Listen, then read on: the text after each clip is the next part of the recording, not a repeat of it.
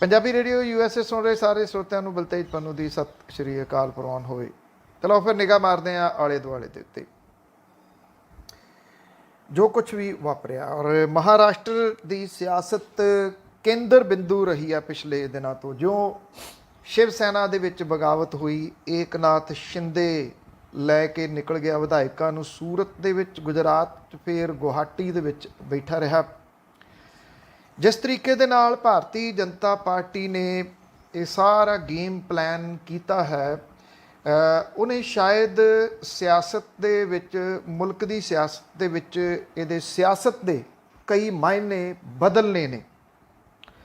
ਔਰ ਜਿਵੇਂ ਏਕਨਾਥ ਸ਼ਿੰਦੇ ਨੂੰ ਮੂਹਰੇ ਲਾਇਆ ਗਿਆ, ਉਹਦੇ ਵੀ ਕਈ ਮਾਇਨੇ ਨੇ ਕਿ ਭਾਰਤੀ ਜਨਤਾ ਪਾਰਟੀ ਨੇ ਜਿਹੜੇ 2 ਵਾਰੀ ਦੇ ਮਹਾਰਾਸ਼ਟਰ ਦੇ ਮੁੱਖ ਮੰਤਰੀ ਰਹੇ ਦੇਵੇਂਦਰ ਫੜਨਵੀਸ ਨੂੰ ਡਿਪਟੀ ਮੁੱਖ ਮੰਤਰੀ ਬਣਾਤਾ। ਇਹਦੇ ਪਿੱਛੇ ਵੀ ਕਈ ਕਿਸਮ ਦੀ ਜਿਹੜੀ ਰਾਜਨੀਤੀ ਕੰਮ ਕਰ ਰਹੀ ਹੈ, ਕਿਉਂਕਿ ਸ਼ਿਵ ਸੈਨਾ ਦੇ ਮੁਕੰਮਲ ਖਾਤਮੇ ਦੇ ਵਾਸਤੇ ਏਕਨਾਥ ਸ਼ਿੰਦੇ ਨੂੰ ਮੂਹਰੇ ਲਾ ਕੇ ਭਾਰਤੀ ਜਨਤਾ ਪਾਰਟੀ ਨੇ ਇਹ ਸੰਦੇਸ਼ ਦਿੱਤਾ ਕਿ ਸਰਕਾਰ ਸ਼ਿਵ ਸੈਨਾ ਦੀ ਹੈ। ਅਸਲ ਦੇ ਵਿੱਚ ਸਰਕਾਰ ਭਾਰਤੀ ਜਨਤਾ ਪਾਰਟੀ ਆਪਣੇ ਤਰੀਕੇ ਦੇ ਨਾਲ ਚਲਾਊਗੀ। ਭਾਜਪਾ ਵਿਧਾਇਕ ਰਾਹੁਲ ਨਾਰਵੇਕਰ ਮਹਾਰਾਸ਼ਟਰ ਅਸੈਂਬਲੀ ਦੇ ਸਪੀਕਰ ਚੁਣੇ ਗਏ ਨੇ। 2 ਰੋਜ਼ਾ ਅੱਜ ਤੋਂ ਵਿਸ਼ੇਸ਼ ਸੈਸ਼ਨ ਹੋਊਗਾ। ਪਹਿਲੇ ਦਿਨ ਸਪੀਕਰ ਦੀ ਚੋਣ ਲਈ VOTING ਹੋਈ, ਜਿਹਦੇ ਵਿੱਚ ਕੋਲਾਬਾ ਤੋਂ ਵਿਧਾਇਕ ਨਾਰਵੇਕਰ ਨੂੰ 164 ਵੋਟਾਂ, ਜਦੋਂ ਕਿ ਉਧਵ ਠਾਕਰੇ ਦੀ ਅਗਵਾਈ ਵਾਲੀ ਸ਼ਿਵ ਸੈਨਾ ਉਮੀਦਵਾਰ ਰਾਜਨ ਸਾਲਵੀ ਨੂੰ 107 ਵੋਟਾਂ ਪਈਆਂ। ਕਾਂਗਰਸ ਦੇ ਨਾਨਾ ਪਟੋਲੇ ਵੱਲੋਂ ਦਿੱਤੇ ਅਸਤੀਫੇ ਕਰਕੇ ਸਪੀਕਰ ਦਾ ਅਹੁਦਾ ਪਿਛਲੇ ਵਰੇ ਫਰਵਰੀ ਤੋਂ ਖਾਲੀ ਪਿਆ ਸੀ। ਏਕਨਾਥ ਸ਼ਿੰਦੇ ਸਰਕਾਰ 288 ਮੈਂਬਰੀ ਮਹਾਰਾਸ਼ਟਰ ਅਸੈਂਬਲੀ ਦੇ ਵਿੱਚ ਅੱਜ ਬਹੁਮਤ ਸਾਬਤ ਕਰੂਗੀ। ਸੈਨਾ ਵਿਧਾਇਕ ਰਮੇਸ਼ ਲਾਟਕੇ ਦੀ ਮੌਤ ਕਰਕੇ ਅਸੈਂਬਲੀ ਦੇ ਵਿੱਚ ਇੱਕ ਸੀਟ ਖਾਲੀ ਹੈ। VOTING ਦੇ ਦੌਰਾਨ ਭਾਜਪਾ, NCP ਤੇ ਕਾਂਗਰਸ ਦੇ ਕਈ ਵਿਧਾਇਕ ਗੈਰ ਹਾਜ਼ਰ ਰਹੇ। ਉਪ ਮੁੱਖ ਮੰਤਰੀ ਦੇਵੇਂਦਰ ਫੜਨਵੀਸ ਨੇ ਕਿਹਾ ਕਿ ਨਾਰਵੇਕਰ ਦੇਸ਼ ਵਿੱਚ ਸਭ ਤੋਂ ਛੋਟੀ ਉਮਰ ਦਾ ਸਪੀਕਰ ਬਣਿਆ। ਔਰ ਨਾਰਵੇਕਰ ਦੇ ਸਹੁਰਾ ਸਾਹਿਬ ਰਾਮ ਰਾਜੇ ਨਾਇਕ, ਜੋ NCP ਨਾਲ ਸੰਬੰਧਿਤ ਸੀ, ਮਹਾਰਾਸ਼ਟਰ ਵਿਧਾਨ ਪਰਿਸ਼ਦ ਦੇ ਚੇਅਰਪਰਸਨ ਰਹੇ ਨੇ। ਔਰ ਉਧਰ ਸੀਨੀਅਰ ਕਾਂਗਰਸੀ ਆਗੂ ਤੇ ਮਹਾਰਾਸ਼ਟਰ ਸਰਕਾਰ 'ਚ ਸਾਬਕਾ ਮੰਤਰੀ ਬਾਲਾ ਸਾਹਿਬ ਥੋਰਾਟ ਨੇ ਅਸੈਂਬਲੀ ਦੇ ਵਿੱਚ ਸਪੀਕਰ ਦੀ ਚੋਣ ਤੋਂ ਬਾਅਦ ਰਾਜਪਾਲ ਭਗਤ ਸਿੰਘ ਕੋਸ਼ਿਆਰੀ ਨੂੰ ਨਿਸ਼ਾਨਾ ਬਣਾਉਂਦਿਆਂ ਕਿਹਾ ਕਿ ਸਪੀਕਰ ਦੀ ਚੋਣ ਪਾਰਦਰਸ਼ੀ ਢੰਗ ਦੇ ਨਾਲ ਨਹੀਂ ਹੋਈ। ਅਸੀਂ ਪਿਛਲੇ ਕੁਝ ਸਮੇਂ ਤੋਂ ਚੋਣ ਕਰਵਾਉਣ ਦੀ ਮੰਗ ਕਰ ਰਹੇ ਸੀ, ਪਰ ਇਉਂ ਲੱਗਦਾ ਹੈ ਕਿ ਰਾਜਪਾਲ ਪਿਛਲੇ 1.5 ਸਾਲ ਤੋਂ ਸੁੱਤੇ ਪਏ ਸੀ। ਕਾਂਗਰਸ ਦੇ ਨਾਨਾ ਪਟੋਲੇ ਵੱਲੋਂ ਦਿੱਤੇ ਅਸਤੀਫੇ ਕਰਕੇ ਸਪੀਕਰ ਦਾ ਅਹੁਦਾ ਪਿਛਲੇ ਸਾਲ ਫਰਵਰੀ ਤੋਂ ਖਾਲੀ ਪਿਆ ਸੀ। ਥੋਰਾਟ ਨੇ ਕਿਹਾ, ਅਸੀਂ ਗੁਪਤ VOTING ਦੀ ਥਾਂ ਇਸ ਪੂਰੇ ਅਮਲ ਨੂੰ ਪਾਰਦਰਸ਼ੀ ਬਣਾਉਣ ਦੀ ਮੰਗ ਕਰ ਰਹੇ ਸੀਗੇ ਤੇ ਅਸੀਂ ਕੋਰਟ ਦਾ ਬੂਹਾ ਵੀ ਖੜਕਾਇਆ ਸੀ। ਕੋਰਟ ਦੇ ਬੂਹੇ ਦੀ ਗੱਲ ਚੱਲੀ ਤੇ ਅਗਲਾ ਇੱਕ ਹੋਰ ਕੋਰਟ ਦਾ ਬੂਹਾ ਖੜਕਿਆ। ਪੰਜਾਬ ਹਰਿਆਣਾ ਹਾਈ ਕੋਰਟ ਦੇ ਵਿੱਚ ਇੱਕ ਪਟੀਸ਼ਨ ਆਈ ਹੈ, ਜਿਹਦੇ ਉੱਤੇ ਅੱਜ ਸੁਣਵਾਈ ਹੋਊਗੀ। ਇਹ ਪਟੀਸ਼ਨ ਬੜੀ ਨਵੇਕਲੀ ਹੈ। ਡੇਰਾ ਸਿਰਸਾ ਦੇ ਇੱਕ ਧੜੇ ਨੇ ਇਹ ਪਟੀਸ਼ਨ ਪਾਈ ਆ। ਇਹ ਆਖਿਆ ਕਿ ਜਿਹੜਾ ਪਿਛਲੇ ਦਿਨੀ ਪੈਰੋਲ ਦੇ ਉੱਤੇ ਬਾਹਰ ਆਇਆ ਗੁਰਮੀਤ ਰਾਮ ਰਹੀਮ, ਉਹ ਅਸਲੀ ਨਹੀਂ, ਨਕਲੀ ਹੈ। ਪਟੀਸ਼ਨ ਦੇ ਵਿੱਚ ਇਹ ਗੱਲ ਆਖੀ ਗਈ ਆ ਕਿ ਇਹ ਡੇਰਾ ਮੁਖੀ ਗੁਰਮੀਤ ਰਾਮ ਰਹੀਮ ਬਹਿਰੂਪੀਆ ਹੈ ਕੋਈ, ਔਰ ਸੁਨਾਰੀਆ ਜੇਲ੍ਹ ਪ੍ਰਸ਼ਾਸਨ ਦੋਚਿੱਤੀ ਦੇ ਵਿੱਚ ਹੈ। ਇਸ ਵੇਲੇ ਕੋਈ ਕਿਸੇ ਸਵਾਲ ਦਾ ਜਵਾਬ ਨਹੀਂ ਦੇ ਰਿਹਾ। ਇਹਨਾਂ ਸ਼ਰਧਾਲੂਆਂ ਨੇ ਦਾਅਵਾ ਕੀਤਾ ਕਿ ਪੈਰੋਲ ਤੇ ਬਾਹਰ ਆਇਆ ਗੁਰਮੀਤ ਰਾਮ ਰਹੀਮ ਅਸਲੀ ਨਹੀਂ ਹੈ। ਉਹਨਾਂ ਦਾ ਇਹ ਦਾਅਵਾ ਹੈ ਕਿ ਉਹਨੂੰ ਦੇਰ ਪਹਿਲਾਂ ਅਗਵਾ ਕੀਤਾ ਜਾ ਚੁੱਕਿਆ ਹੈ, ਜਾਂ ਉਹਦੀ ਹੱਤਿਆ ਕਰ ਦਿੱਤੀ ਗਈ ਹੈ, ਜਾਂ ਉਹਦੀ ਜਾਨ ਨੂੰ ਖਤਰਾ ਹੈ। ਇਹ ਪਟੀਸ਼ਨ ਦੇ ਵਿੱਚ ਆਖਿਆ ਗਿਆ। ਇਹਨਾਂ ਦਾਅਵਿਆਂ ਨੂੰ ਲੈ ਕੇ ਇਹਨਾਂ ਨੇ, ਡੇਰਾ ਪ੍ਰੇਮੀਆਂ ਨੇ, ਪੰਜਾਬ ਤੇ ਹਰਿਆਣਾ ਹਾਈ ਕੋਰਟ ਦੇ ਵਿੱਚ ਪਟੀਸ਼ਨ ਦਾਖਲ ਕਰਕੇ ਗੁਰਮੀਤ ਰਾਮ ਰਹੀਮ ਨੂੰ ਬਹਿਰੂਪੀਆ ਦੱਸਿਆ। ਹਾਈ ਕੋਰਟ 'ਚ ਅੱਜ ਇਸ ਮਾਮਲੇ ਦੇ ਉੱਤੇ ਸੁਣਵਾਈ ਹੋਊਗੀ। ਬੜੀ ਇੰਟਰਸਟਿੰਗ ਇਹ ਜਿਹੜੀ ਪਟੀਸ਼ਨ ਹੈ ਉਹ ਪਾਈ ਗਈ ਹੈ। ਔਰ ਇਹ ਪਟੀਸ਼ਨ ਤੋਂ ਬਾਅਦ, ਕਿਉਂਕਿ ਜਿਹੜਾ ਡੇਰਾ ਮੁਖੀ ਹੈ ਗੁਰਮੀਤ ਰਾਮ ਰਹੀਮ, ਉਹ ਪਿਛਲੇ ਦਿਨੀ ਪੈਰੋਲ ਦੇ ਉੱਤੇ ਬਾਹਰ ਆਇਆ ਤੇ ਉਹ UP ਦੇ ਬਾਗਪਤ ਦੇ ਵਿੱਚ ਆਪਣੇ ਡੇਰੇ ਦੇ ਉੱਤੇ ਪ੍ਰਵਚਨ ਕਰ ਰਿਹਾ।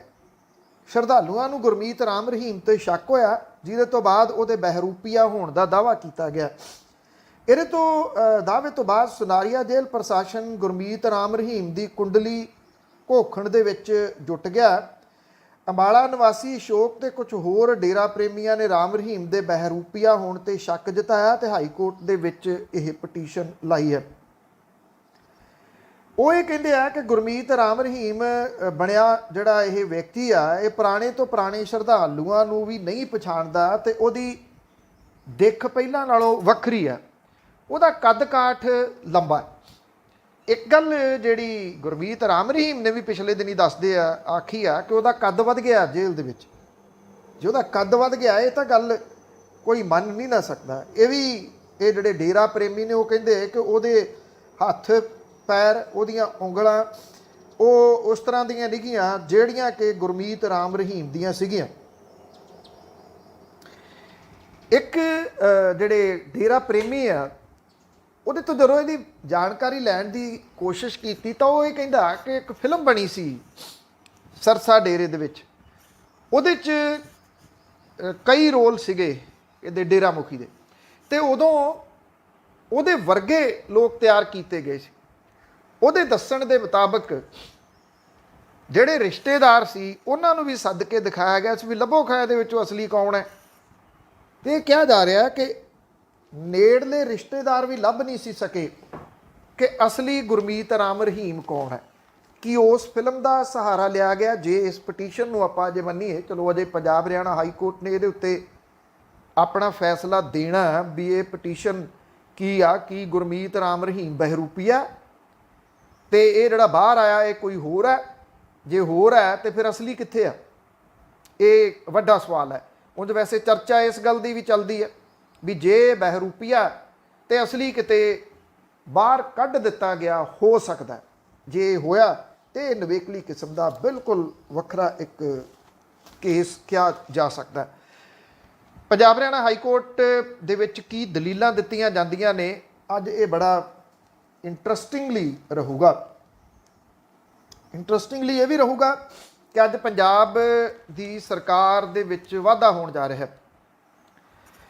ਪੰਜਾਬ ਦੇ ਵਿੱਚ 5 ਨਵੇਂ ਮੰਤਰੀ ਲਏ ਜਾ ਰਹੇ ਨੇ ਔਰ ਅੱਜ ਸ਼ਾਮ ਨੂੰ 5 ਇਹ ਨਵੇਂ ਚਿਹਰੇ ਸ਼ਾਮਲ ਹੋਣਗੇ ਮੰਤਰੀ ਮੰਡਲ ਦੇ ਵਿੱਚ। ਇਹ ਰਾਜ ਭਵਨ ਦੇ ਵਿੱਚ ਰੱਖਿਆ ਗਿਆ ਜਿੱਥੇ 5 ਵਜੇ ਵਜ਼ਾਰਤ ਦੇ ਨਵੇਂ ਚਿਹਰੇ ਸਹੁੰ ਚੁੱਕਣਗੇ। ਮੁੱਖ ਮੰਤਰੀ ਭਗਵੰਤ ਮਾਨ ਹੋਰਾਂ ਦੀ ਅਗਵਾਈ ਹੇਠਲੀ ਪੰਜਾਬ ਵਜ਼ਾਰਤ 'ਚ ਪਹਿਲਾ ਵਿਸਥਾਰ 3.5 ਮਹੀਨਿਆਂ ਤੋਂ ਬਾਅਦ ਹੋਣ ਜਾ ਰਿਹਾ। ਇਹਦੇ ਨਾਲ ਕਈ ਪੁਰਾਣੇ ਮੰਤਰੀਆਂ ਦੇ ਵਿਭਾਗਾਂ ਦੇ ਵਿੱਚ ਤਬਦੀਲੀ ਕੀਤੀ ਜਾ ਸਕਦੀ ਆ ਔਰ ਜਿਹੜਾ ਐਜੂਕੇਸ਼ਨ ਮੰਤਰਾਲਾ ਹੈ ਉਹ ਮੀਤ ਹੇਰ ਹੋਰਾਂ ਤੋਂ ਲਿਆ ਜਾ ਸਕਦਾ ਹੈ ਔਰ ਉਹ ਦਿੱਤਾ ਜਾ ਸਕਦਾ ਹਰਜੋਤ ਸਿੰਘ ਬੈਂਸ ਹੋਰਾਂ ਨੂੰ। ਨਵੇਂ ਜਿਹੜੇ ਮੰਤਰੀ ਬਣਨਗੇ ਉਹਨਾਂ ਦੇ ਵਿੱਚ ਸੰਭਾਵੀ ਰੂਪ ਦੇ ਵਿੱਚ ਅਮਨ ਅਰੋੜਾ ਦਾ ਨਾਮ ਹੈ, ਜਿਹੜੇ ਕਿ ਸੁਨਾਮ ਤੋਂ ਜਿੱਤੇ ਹੋਏ ਨੇ।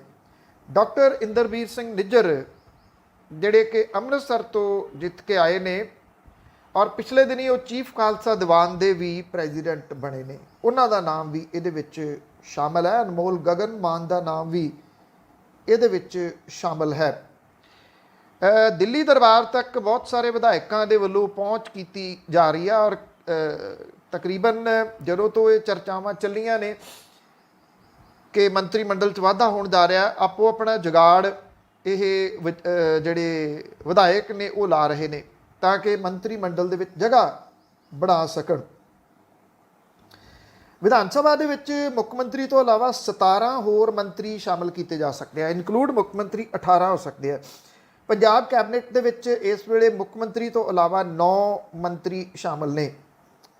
16 ਮਾਰਚ ਨੂੰ ਬਤੌਰ ਮੁੱਖ ਮੰਤਰੀ ਭਗਵੰਤ ਮਾਨ ਹੋਰਾਂ ਨੇ ਸਹੁੰ ਚੁੱਕੀ ਸੀਗੀ ਤੇ ਉਸ ਤੋਂ ਬਾਅਦ 19 ਮਾਰਚ ਨੂੰ 10 ਮੰਤਰੀ ਸ਼ਾਮਲ ਕੀਤੇ ਗਏ ਸੀਗੇ। ਇਹਨਾਂ ਦੇ ਵਿੱਚੋਂ ਡਾਕਟਰ ਵਿਜੇ ਸਿੰਗਲਾ ਜਿਹੜੇ ਕਿ ਮਾਨਸਾ ਤੋਂ ਜਿੱਤ ਕੇ ਆਏ ਸੀ, ਉਹ ਕਰਪਸ਼ਨ ਦੇ ਦੋਸ਼ਾਂ ਦੇ ਵਿੱਚ ਮਹੀਨੇ ਡੇਢ ਮਹੀਨੇ 'ਚ ਹੀ ਫਸ ਗਏ ਤੇ ਉਹਨਾਂ ਨੂੰ ਲਾਂਭੇ ਹੀ ਨਹੀਂ ਸੀ ਕਰ ਦਿੱਤਾ ਗਿਆ ਵਜ਼ਾਰਤ ਦੇ ਵਿੱਚੋਂ ਬਲਕਿ ਡਾਕਟਰ ਵਿਜੇ ਸਿੰਗਲਾ ਨੂੰ ਅਰੈਸਟ ਕਰ ਲਿਆ ਗਿਆ ਸੀ ਕਰਪਸ਼ਨ ਦੇ ਕੇਸ ਤੇ। ਅਜੇ ਤੱਕ ਉਹਨਾਂ ਦੀ ਜ਼ਮਾਨਤ ਨਹੀਂ ਹੋ ਸਕੀ। ਸੰਭਾਵੀ ਰੂਪ ਦੇ ਵਿੱਚ ਇਹ ਦੇਖਿਆ ਜਾ ਰਿਹਾ ਹੈ ਕਿ ਡਾਕਟਰ ਇੰਦਰਬੀਰ ਸਿੰਘ ਨਿੱਜਰ ਉਹਨਾਂ ਕੋਲੇ ਇਹ ਜਿਹੜਾ ਸਿਹਤ ਮੰਤਰਾਲਾ ਆ ਸਕਦਾ ਹੈ। ਬਹੁਤ ਭਲੇ ਮਨੁੱਖ ਵਜੋਂ ਜਾਣੇ ਜਾਂਦੇ ਨੇ ਡਾਕਟਰ ਇੰਦਰਬੀਰ ਸਿੰਘ ਨਿੱਜਰ, ਠੰਡੇ ਸੁਭਾਅ ਦੇ ਮਾਲਕ ਨੇ, ਅੰਮ੍ਰਿਤਸਰ ਤੋਂ ਜਿੱਤ ਕੇ ਆਏ ਨੇ, ਗੁਰਸਿੱਖ ਪਰਿਵਾਰ ਦੇ ਵਿੱਚੋਂ ਨੇ। ਬਾਕੀ ਜਿਹੜੇ ਉਹਨਾਂ ਦੇ ਉੱਤੇ ਕਈ ਅਟਕਲਾਂ ਚੱਲ ਰਹੀਆਂ ਨੇ। ਅੱਜ ਸ਼ਾਮ ਨੂੰ ਸਹੁੰ ਚੁੱਕ ਸਮਾਗਮ ਦੇ ਵਿੱਚ ਬਹੁਤਾ ਕੁਝ ਕਲੀਅਰ ਹੋਊਗਾ।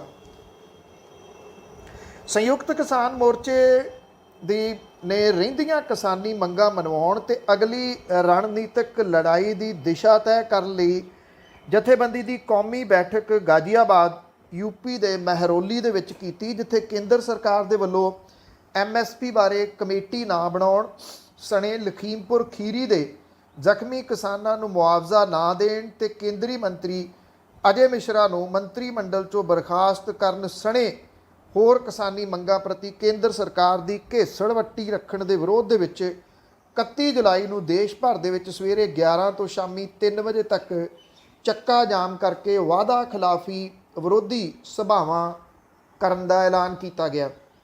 ਕੌਮੀ ਬੈਠਕ ਦੇ ਵਿੱਚ ਆਗੂਆਂ ਨੇ ਇਸ ਗੱਲ ਦੇ ਉੱਤੇ ਨਿਰਾਸ਼ਾ ਜ਼ਾਹਰ ਕੀਤੀ ਕਿ 9 ਦਸੰਬਰ 2021 ਨੂੰ ਮੋਰਚੇ ਦੀ ਸਮਾਪਤੀ ਮੌਕੇ ਕੀਤੇ ਗਏ ਵਾਅਦਿਆਂ ਤੋਂ ਮੋਦੀ ਸਰਕਾਰ ਮੁੱਕਰ ਗਈ ਹੈ। ਨਾ ਤਾਂ MSP ਦੇ ਬਾਰੇ ਦੇ ਵਿੱਚ ਕੋਈ ਕਮੇਟੀ ਬਣਾਉਣ ਦਾ ਫੈਸਲਾ ਕੀਤਾ ਗਿਆ, ਨਾ ਕਿਸਾਨਾਂ ਖਿਲਾਫ ਅੰਦੋਲਨ ਦੌਰਾਨ ਕੇਸ ਜਿਹੜੇ ਹੋਏ ਸੀ ਉਹ ਵਾਪਸ ਲਏ ਗਏ ਆ, ਤੇ ਹੁਣ ਮੋਦੀ ਸਰਕਾਰ ਸੰਸਦ 'ਚ ਬਿਜਲੀ ਬਿੱਲ ਲਿਆਉਣ ਦੀ ਕੋਸ਼ਿਸ਼ ਕਰ ਰਹੀ ਹੈ। ਇਹਨਾਂ ਕਿਸਾਨ ਆਗੂਆਂ ਨੇ ਇਹ ਗੱਲ ਆਖੀ ਕਿ ਕਿਸਾਨਾਂ ਦੀ ਵੱਡੀ ਮੰਗ ਘੱਟੋ ਘੱਟ ਸਮਰਥਨ ਮੁੱਲ ਦੀ ਕਾਨੂੰਨੀ ਗਰੰਟੀ ਤੇ ਸਰਕਾਰ ਵਿਚਾਰ ਕਰਨ ਲਈ ਤਿਆਰ ਨਹੀਂ।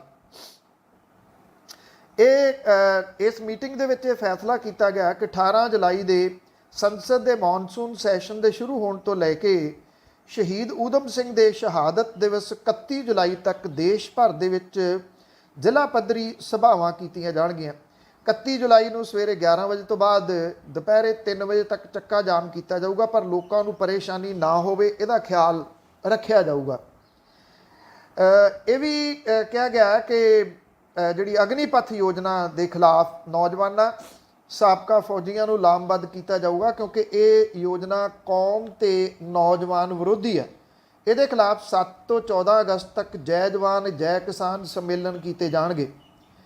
ਇਹ ਵੀ ਕਿਹਾ ਗਿਆ ਕਿ ਲਖੀਮਪੁਰ ਖੀਰੀ ਦੀ ਘਟਨਾ ਦੇ 10 ਮਹੀਨੇ ਤੋਂ ਬਾਅਦ ਵੀ ਅਜੇ ਮਿਸ਼ਰਾ ਟੈਨੀ ਨੂੰ ਮੰਤਰੀ ਮੰਡਲ ਦੇ ਵਿੱਚੋਂ ਬਰਖਾਸਤ ਨਹੀਂ ਕੀਤਾ ਗਿਆ।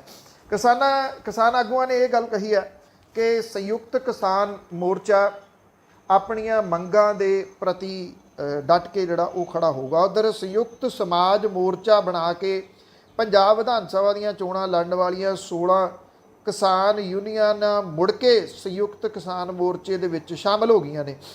ਵੈਸੇ ਇਸ ਮੀਟਿੰਗ ਦੇ ਵਿੱਚ ਬਲਬੀਰ ਸਿੰਘ ਰਾਜੇਵਾਲ ਨਹੀਂ ਕਿਤੇ ਦਿਸੇ, ਬਾਕੀ ਜਿਹੜੀਆਂ ਜਥੇਬੰਦੀਆਂ ਗਈਆਂ ਸੀ ਉਹਨਾਂ ਦੇ ਨਾਲ ਉਹ ਜ਼ਰੂਰ ਸੰਯੁਕਤ ਕਿਸਾਨ ਮੋਰਚੇ ਦੇ ਵਿੱਚ ਜਿਹੜੀਆਂ ਉਹ ਜਾ ਕੇ ਸ਼ਾਮਲ ਹੋ ਗਈਆਂ ਨੇ। ਹੁਣ ਇਹ ਨਹੀਂ ਪਤਾ ਕਿ ਉਹਨਾਂ ਨੇ ਕੀ ਤੌਬਾ ਕਰ ਲਈ ਹੈ ਸਿਆਸਤ ਤੋਂ ਜਾਂ ਕੋਈ ਹੋਰ ਗੱਲ ਹੈ। NIA ਦੇ ਵੱਲੋਂ ਬਟਾਲਾ ਦੇ ਇੱਕ ਪ੍ਰਾਈਵੇਟ ਹਸਪੀਟਲ ਦੇ ਉੱਤੇ ਛਾਪੇਮਾਰੀ ਕੀਤੀ ਗਈ ਹੈ ਔਰ ਹਸਪੀਟਲ ਦੇ ਮੈਨੇਜਰ ਕੋਲੋਂ ਇਹ ਪੁੱਛ ਪੜਤਾਲ ਕੀਤੀ ਗਈ ਹੈ। ਇਹ ਹਸਪੀਟਲ ਕਾਂਗਰਸ ਦੇ ਸਾਬਕਾ ਮੰਤਰੀ ਦੇ ਬੇਹੱਦ ਕਰੀਬੀ ਦਾ ਹੈ। ਅਸਲ ਦੇ ਵਿੱਚ ਇੱਥੇ ਛਾਪੇਮਾਰੀ NIA ਨੇ ਤਾਂ ਕਰਕੇ ਕੀਤੀ ਆ ਕਿ ਜਿਹੜਾ ਰਾਣਾ ਕੰਡੋਵਾਲੀਆ ਦਾ ਕਤਲ ਹੋਇਆ ਸੀ ਅੰਮ੍ਰਿਤਸਰ ਦੇ ਇੱਕ ਹਸਪੀਟਲ ਦੇ ਵਿੱਚ, ਉੱਥੇ ਦੂਜੇ ਪਾਸੇ ਤੋਂ ਗੋਲੀਆਂ ਲੱਗਣ ਦੇ ਨਾਲ ਜਿਹੜੇ ਮਾਰਨ ਆਏ ਸੀਗੇ ਕਾਤਲ ਉਹਨਾਂ ਨੂੰ ਗੋਲੀਆਂ ਲੱਗੀਆਂ ਸੀ ਤੇ ਉਹਦਾ ਇਲਾਜ ਬਟਾਲਾ ਦੇ ਇਸ ਹਸਪੀਟਲ ਦੇ ਵਿੱਚ ਕੀਤਾ ਗਿਆ ਸੀਗਾ। ਇੱਥੇ ਇਹ ਛਾਪੇਮਾਰੀ ਕਰਨ ਦਾ ਮਕਸਦ ਇਹ ਸੀਗਾ ਕਿ ਉਹ ਪਤਾ ਲਾਇਆ ਜਾ ਸਕੇ ਉਹ ਬੰਦਾ ਕੌਣ ਸੀ ਜਿਹਨੇ ਰਾਣਾ ਕੰਡੋਵਾਲੀਆ ਦਾ ਕਤਲ ਕੀਤਾ, ਕਿਉਂਕਿ ਇਹ ਜਿਹੜੀਆਂ ਤਾਰਾਂ ਨੇ ਸਿੱਧੂ ਮੂਸੇਵਾਲਾ ਕਤਲ ਦੇ ਨਾਲ ਜਾ ਕੇ ਜਿਹੜੇ ਗੈਂਗਸਟਰ ਉਹਦੇ ਵਿੱਚ ਸ਼ਾਮਲ ਨੇ ਉਹਨਾਂ ਦੇ ਨਾਲ ਜੁੜਦੀਆਂ ਨੇ। NIA ਦਾ ਇਹਦੇ ਵਿੱਚ ਸ਼ਾਮਲ ਹੋਣਾ ਇਹ ਆਪਣੇ ਆਪ ਦੇ ਵਿੱਚ ਇੱਕ ਵੱਖਰੀ ਗੱਲ ਥੋੜੀ ਹੈ, ਕਿਉਂਕਿ NIA ਜਿਹੜੀ ਆ ਉਹ ਅੱਤਵਾਦ ਦੇ ਨਾਲ ਸੰਬੰਧਿਤ ਜਿਹੜੇ ਕੇਸ ਉਹਨਾਂ 'ਚ ਜਾਂਦੀ ਹੈ। ਇਹਦਾ ਮਤਲਬ ਇਹ ਜਿਵੇਂ ਇਹਦੇ ਜੁੜ ਰਹੇ ਨੇ ਤਾਰ ਕੁਛ ਅੱਤਵਾਦੀਆਂ ਦੇ ਨਾਲ ਗੈਂਗਸਟਰਾਂ ਦੇ, ਉਹਦੇ ਕਰਕੇ ਇਹ NIA ਇਹਦੀ ਜਾਂਚ ਕਰ ਰਹੀ ਹੈ। ਔਰ NIA ਦਾ ਇਹ ਛਾਪਾ ਬੜਾ ਅਹਿਮ ਹੈ, ਬਟਾਲੇ ਦੇ ਵਿੱਚ ਮਾਰਿਆ ਗਿਆ। ਉਧਰ ਪੰਜਾਬ ਪੁਲਿਸ ਜਿਹੜੇ ਇੱਕ ਵਿਅਕਤੀ ਨੂੰ ਭਾਲ ਕਰ ਰਹੀ ਹੈ ਇਹਨਾਂ ਹੀ ਮਾਮਲਿਆਂ ਦੇ ਵਿੱਚ, ਉਹਦਾ ਨਾਮ ਹੈ ਸੰਦੀਪ ਕਾਹਲੋਂ। ਸੰਦੀਪ ਕਾਹਲੋਂ ਸਾਬਕਾ ਅਕਾਲੀ ਮੰਤਰੀ ਦਾ ਭਤੀਜਾ। ਇਹ ਕਿਹਾ ਜਾ ਰਿਹਾ ਹੈ ਕਿ ਜਿਹੜਾ ਇੱਕ ਇਸ ਮਾਮਲੇ ਦੇ ਵਿੱਚ ਪੁਲਿਸ ਨੇ ਹਥਿਆਰ ਦੇਣ ਵਾਲੇ ਮਾਮਲੇ ਦੇ ਵਿੱਚ ਗ੍ਰਿਫਤਾਰ ਕੀਤਾ, ਇਹ ਸੰਦੀਪ ਕਾਹਲੋਂ ਨੇ ਹਥਿਆਰ ਦਿੱਤੇ ਸੀ ਉਹਨੂੰ। ਅੱਗੋਂ ਗਾਂ ਫਿਰ ਉਹਨੇ ਉਹਨਾਂ ਸ਼ਾਰਪ ਸ਼ੂਟਰਾਂ ਨੂੰ, ਉਹਨਾਂ ਗੈਂਗਸਟਰਾਂ ਨੂੰ ਹਥਿਆਰ ਦਿੱਤੇ ਜਿਨ੍ਹਾਂ ਦਾ ਇਸਤੇਮਾਲ ਕਰਕੇ ਉਹਨਾਂ ਨੇ ਸਿੱਧੂ ਮੂਸੇਵਾਲੇ ਦਾ ਕਤਲ ਕੀਤਾ। ਇਹ ਦੋ ਚੀਜ਼ਾਂ ਦੋਨੋਂ ਬੜੀਆਂ ਅਹਿਮ ਨੇ। ਇੱਕ ਹਸਪੀਟਲ ਦੇ ਉੱਤੇ ਛਾਪਾ, ਉਸ ਹਸਪੀਟਲ ਦਾ ਸੰਬੰਧ ਕਾਂਗਰਸ ਦੇ ਸਾਬਕਾ ਮੰਤਰੀ ਦੇ ਨੇੜਲਿਆਂ ਦੇ ਉਹਦਾ ਹਸਪੀਟਲ। ਦੂਜਾ ਇਹ ਸੰਦੀਪ ਕਾਹਲੋਂ, ਇਹ ਸਾਬਕਾ ਅਕਾਲੀ ਮੰਤਰੀ ਦਾ ਭਤੀਜਾ ਆ ਤੇ ਉਹ ਹਥਿਆਰ ਸਪਲਾਈ ਕਰਦਾ। ਉਂਝ ਵੈਸੇ ਉਹ ਸਰਕਾਰੀ ਜੌਬ BDPO ਦੇ ਅਹੁਦੇ ਦੇ ਉੱਤੇ ਤਾਇਨਾਤ ਹੈ। ਇਹ ਆਪਣੇ ਆਪ ਦੇ ਵਿੱਚ ਦੋਨੋਂ ਤਿੰਨੇ ਚੀਜ਼ਾਂ ਜਿਹੜੀਆਂ ਉਹ ਜਦੋਂ ਮਿਲਦੀਆਂ ਨੇ ਤਾਂ ਜਿਹੜੀ ਗੱਲ ਦਾ ਅਕਸਰ ਚਰਚਾ ਹੁੰਦਾ ਕਿ ਜਿਹੜੇ ਗੈਂਗਸਟਰ ਨੇ ਉਹਨਾਂ ਦੀ ਮਾਫ ਕਰਨਾ ਪੁਸ਼ਤ ਪਨਾਹੀ ਕੌਣ ਕਰਦਾ। ਤਾਂ ਇਹਨਾਂ ਦੋਨਾਂ ਘਟਨਾਵਾਂ ਤੋਂ ਕਿਤੇ ਨਾ ਕਿਤੇ ਇਹਦੀਆਂ ਤਾਰਾਂ ਦੇਖੀਆਂ ਜਾ ਸਕਦੀਆਂ ਨੇ। ਲੋਕ ਇਨਸਾਫ ਪਾਰਟੀ ਬਣਾ ਕੇ ਸਿਆਸਤ ਕਰਨ ਵਾਲੇ, ਗੱਲ ਦੇ ਉੱਤੇ ਫੇਸਬੁੱਕ ਤੇ ਲਾਈਵ ਹੋਣ ਵਾਲੇ ਬੈਂਸ ਭਰਾਵਾਂ ਦੀਆਂ ਮੁਸ਼ਕਲਾਂ ਵਧੀਆਂ ਹੋਈਆਂ ਨੇ, ਵਧੀਆਂ ਦੇਰ ਤੋਂ ਨੇ। ਪਰ ਕਿਤੇ ਨਾ ਕਿਤੇ ਪੁਲਿਸ ਦੀ ਮਿਲੀ ਭੁਗਤ, ਰਾਜਨੀਤਿਕਾਂ ਦੇ ਨਾਲ ਨੇੜਤਾ, ਉਹ ਉਹਨਾਂ ਦੀ ਗ੍ਰਿਫਤਾਰੀ ਦੇ ਵਿੱਚ ਰੋਕ ਬਣਦੀ ਰਹੀ ਹੈ। ਸਿਮਰਜੀਤ ਬੈਂਸ 2 ਮਾਮਲਿਆਂ ਦੇ ਵਿੱਚ ਭਗੌੜਾ ਕਰਾਰ ਦਿੱਤਾ ਜਾ ਚੁੱਕਿਆ। ਇੱਕ ਉਹਦੇ ਭਰਾ ਨੇ ਪੁਲਿਸ ਨੇ ਗ੍ਰਿਫਤਾਰ ਕੀਤਾ ਉਹਨੂੰ। ਦੂਜੇ ਪਾਸੇ ਇਹ ਕਿਹਾ ਜਾ ਰਿਹਾ ਕਿਉਂਕਿ ਸੁਪਰੀਮ ਕੋਰਟ ਤੱਕ ਇਹ ਜਾ ਆਏ, ਸੁਪਰੀਮ ਕੋਰਟ ਤੱਕ ਤੋਂ ਖੈਰ ਨਹੀਂ ਪਈ ਤੇ ਹੁਣ ਇਹ ਕਿਹਾ ਜਾ ਰਿਹਾ ਕਿ ਸਿਮਰਜੀਤ ਬੈਂਸ ਕਿਸੇ ਵੇਲੇ ਵੀ ਆਤਮ ਸਮਰਪਣ ਕਰ ਸਕਦਾ, ਜਦੋਂ ਕਿ ਪੁਲਿਸ ਉਹਦੀ ਭਾਲ ਦੇ ਵਿੱਚ ਹੁਣ ਛਾਪੇਮਾਰੀ ਕਰ ਰਹੀ ਹੈ। ਕਿਉਂਕਿ ਪੁਲਿਸ ਦੇ ਉੱਤੇ ਦਬਾਅ ਹੈ, ਪੁਲਿਸ ਦੇ ਉੱਤੇ ਪ੍ਰੈਸ਼ਰ ਹੈ ਇਸ ਗੱਲ ਦਾ। ਨਹੀਂ ਤਾਂ ਪੁਲਿਸ ਨੂੰ ਅਦਾਲਤ ਦੇ ਵਿੱਚ ਪੁਲਿਸ ਅਫਸਰਾਂ ਨੂੰ ਜਿਹੜੀ ਸਿੱਟ ਬਣੀ ਹੋਈ ਆ ਉਹਨੂੰ ਜਵਾਬ ਦੇਣਾ ਪੈਣਾ ਕਿ ਦੱਸੋ ਬੈਂਸ ਕਿੱਥੇ ਆ। ਹਾਲਾਂਕਿ ਸਿਮਰਜੀਤ ਬੈਂਸ ਲਗਾਤਾਰ ਆਪਣੇ ਸੋਸ਼ਲ ਮੀਡੀਆ ਦੀ ਵਰਤੋਂ ਕਰਦਾ। ਉਹ ਫੇਸਬੁੱਕ ਦੇ ਉੱਤੇ ਕਦੇ ਕੋਈ ਸਟੇਟਸ ਪਾਉਂਦਾ, ਕਦੇ ਕੋਈ, ਤਾਂ ਕਿ ਉਹਦੀ ਹਾਜ਼ਰੀ ਲੱਗਦੀ ਰਹੇ। ਪਰ ਦੂਜੇ ਪਾਸੇ ਪੁਲਿਸ ਦੀ ਉਹ ਪਹੁੰਚ ਤੋਂ ਦੂਰ ਹੈ। ਕਿਉਂ ਦੂਰ ਹੈ? ਇਹ ਕਿਹਾ ਜਾਂਦਾ ਕਿ ਪਹਿਲਾਂ ਤਾਂ ਉਹ ਭਾਰਤ ਭੂਸ਼ਣ ਆਸ਼ੂ ਦੇ ਨੇੜੇ ਸੀਗਾ, ਜਿਹੜਾ ਸਾਬਕਾ ਮੰਤਰੀ ਆ, ਉਹਨੇ ਗ੍ਰਿਫਤਾਰ ਨਹੀਂ ਹੋਣ ਦਿੱਤਾ। ਹੁਣ ਪੁਲਿਸ ਦੇ ਉੱਤੇ ਦਬਾਅ ਜ਼ਰੂਰ ਹੈਗਾ ਕਿ ਸਿਮਰਜੀਤ ਬੈਂਸ ਨੂੰ ਗ੍ਰਿਫਤਾਰ ਕੀਤਾ ਜਾਵੇ, ਕਿਉਂਕਿ ਪਹਿਲਾਂ ਹੇਠਲੀ ਅਦਾਲਤ, ਫਿਰ ਹਾਈ ਕੋਰਟ, ਫਿਰ ਸੁਪਰੀਮ ਕੋਰਟ, ਸਾਰੇ ਜਗ੍ਹਾ ਤੋਂ ਉਹ ਹੋਇਆ ਪਰ ਗੱਲ ਕਿਸੇ ਜਗ੍ਹਾ ਤੋਂ ਜਿਹੜੀ ਉਹ ਬਣੀ ਨਹੀਂ ਗਈ ਉਹਦੀ, ਭਾਵ ਕਿ ਕਿਸੇ ਜਗ੍ਹਾ ਤੋਂ ਉਹਨੂੰ ਜ਼ਮਾਨਤ ਨਹੀਂ ਜਿਹੜੀ ਉਹ ਮਿਲੀ। ਬਠਿੰਡੇ ਦੀ ਜੇਲ੍ਹ ਦੇ ਵਿੱਚ ਇੱਕ ਜਿਹੜੇ ਗੁਰਸਿੱਖ ਨੌਜਵਾਨ ਹੈ, ਉਹਦੇ ਕੇਸ ਕੱਟਣ ਦਾ ਮਾਮਲਾ ਅਦਾਲਤ ਦੇ ਵਿੱਚ ਪਹੁੰਚਣ ਦੀ ਸੰਭਾਵਨਾ ਹੈ। ਇਸ ਮਾਮਲੇ ਦੇ ਵਿੱਚ ਜਿਹੜੇ ਕਸੂਰਵਾਰਾਂ ਦੇ ਖਿਲਾਫ ਸਖਤ ਕਾਰਵਾਈ ਦੀ ਮੰਗ ਕੀਤੀ ਜਾਊਗੀ ਅਦਾਲਤ ਦੇ ਵਿੱਚ ਪਹੁੰਚ ਕਰਕੇ। ਇਹ ਕਿਹਾ ਜਾ ਰਿਹਾ ਹੈ ਕਿ ਇਹ ਨੌਜਵਾਨ ਜਿਹੜਾ ਉਹ ਜਦੋਂ ਉਹਨੂੰ ਬਠਿੰਡਾ ਜੇਲ੍ਹ ਦੇ ਵਿੱਚ ਬੰਦ ਸੀਗਾ ਤਾਂ ਉਹਦੇ ਕੇਸ ਕਤਲ ਕੀਤੇ ਗਏ, ਜਿਹੜਾ ਕਿ ਮਾਮਲਾ ਜਨਤਕ ਹੋ ਗਿਆ। ਸੋਸ਼ਲ ਮੀਡੀਆ ਦੇ ਉੱਤੇ ਉਹਦੀ ਵੀਡੀਓ ਵਾਇਰਲ ਹੋ ਗਈ ਜਿੱਥੇ ਉਹਨੇ ਆਪ ਇਸ ਚੀਜ਼ ਦਾ ਖੁਲਾਸਾ ਕੀਤਾ ਕਿ ਜੇਲ੍ਹ ਦੇ ਵਿੱਚ ਕੋਈ ਲੜਾਈ ਝਗੜਾ ਹੋਇਆ, ਉੱਥੇ ਇਹਦੇ ਕੇਸ ਕੱਟ ਦਿੱਤੇ ਗਏ ਔਰ ਉਹਨੇ ਅਦਾਲਤ ਦਾ ਦਰਵਾਜ਼ਾ ਖੜਕਾਉਣ ਦੀ ਗੱਲ ਕੀਤੀ ਆ। ਔਰ ਇਹ ਕਿਹਾ ਜਾ ਰਿਹਾ ਕਿ ਇਹ ਮਾਮਲਾ ਕਾਫੀ ਕਿਉਂਕਿ ਗੰਭੀਰ ਹੈ ਔਰ ਇਹਦੇ ਵਿੱਚ SGPC ਨੇ ਵੀ ਮੰਗ ਕੀਤੀ ਆ ਕਿ ਇਸ ਮਾਮਲੇ ਦੇ ਵਿੱਚ ਜਿਹੜੀ ਪੰਜਾਬ ਸਰਕਾਰ ਹੈ ਉਹ ਦਖਲ ਦੇਵੇ ਤੇ ਤੁਰੰਤ ਮਾਮਲਾ ਦਰਜ ਕਰੇ, ਤਾਂ ਕਿ ਉਹਨੂੰ ਸਿਰਫ ਇਸ ਕਰਕੇ ਜਿਹੜਾ ਨਾ ਅਦਾਲਤ ਦੇ ਵਿੱਚ ਜਾਣਾ ਪਵੇ ਇਸ ਮਾਮਲੇ ਨੂੰ ਲੈ ਕੇ। ਤੋ ਵੀਡੀਓ ਵਾਇਰਲ ਹੋਣ ਕਰਕੇ ਇਹ ਚਰਚਾ ਦਾ ਵਿਸ਼ਾ ਜਿਹੜਾ ਉਹ ਬਣਿਆ ਹੋਇਆ। ਸੋ ਬਹੁਤ ਬਹੁਤ ਧੰਨਵਾਦ। ਮੇਰੀ ਤੁਹਾਡੀ ਮੁਲਾਕਾਤ ਕੱਲ ਦੁਬਾਰਾ ਹੋਊਗੀ। ਤਦ ਤੱਕ ਲਈ ਇਜਾਜ਼ਤ ਦਿਓ ਜੀ। ਸਤਿ ਸ਼੍ਰੀ ਅਕਾਲ।